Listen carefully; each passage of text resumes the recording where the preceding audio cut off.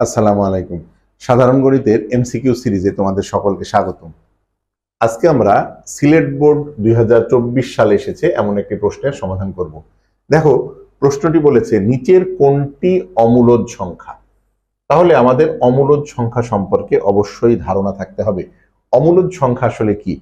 অমূলদ সংখ্যা হচ্ছে যে সকল সংখ্যাকে পি বাই কিউ আকারে প্রকাশ করা যায় না, আর শর্ত হচ্ছে কিউ এর মান কখনো 0 হতে পারবে না।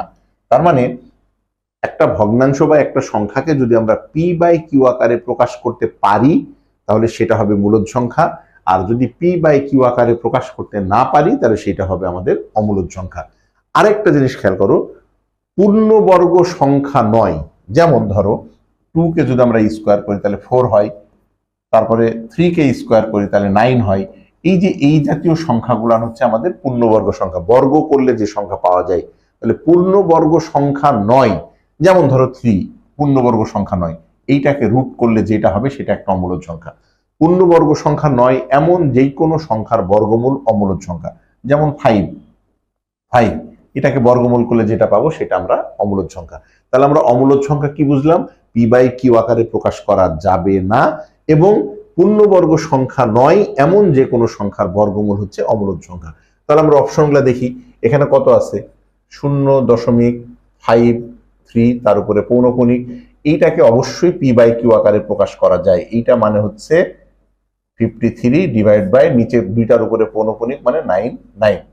এইটা হচ্ছে আমাদের পি বাই কিউ আকারে প্রকাশ করা যাচ্ছে। যেমন 80.80, এটাকেও পি বাই কিউ আকারে প্রকাশ করা যায়। কেমনে পি বাই কিউ আকারে প্রকাশ করা যায়? দশমিক তুলে দিলে আমরা উপরে হবে 80 আর নিচে হবে 100। দশমিক পি বাই কিউ আকারে প্রকাশ করা যাচ্ছে। এই যে খেয়াল করে দেখো, √8 এইটাকে পি বাই কিউ আকারে প্রকাশ করা যাবে না, কারণ √8 পূর্ণবর্গ সংখ্যা নয়। খেয়াল করে দেখো, এই যেমন 4 এবং 8 মধ্যে মাঝখানে পূর্ণবর্গ নয় এমন অনেকগুলা সংখ্যা আছে, যেমন 5, 6, 7, 8।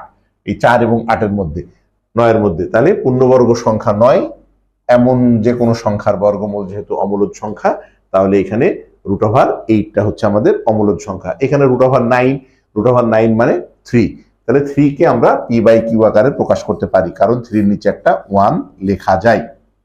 তাহলে এই প্রশ্নের সঠিক উত্তর হচ্ছে আমাদের √8। আশা করি ভিডিওটি বুঝতে পেরেছো। ভিডিওটি যদি তোমাদের ভালো লেগে থাকে তাহলে তোমরা অবশ্যই আমাদের ইউটিউব চ্যানেল এবং ফেসবুক পেজ প্রজন্ম পাঠশালার সঙ্গে যুক্ত থাকবে। আল্লাহ হাফেজ।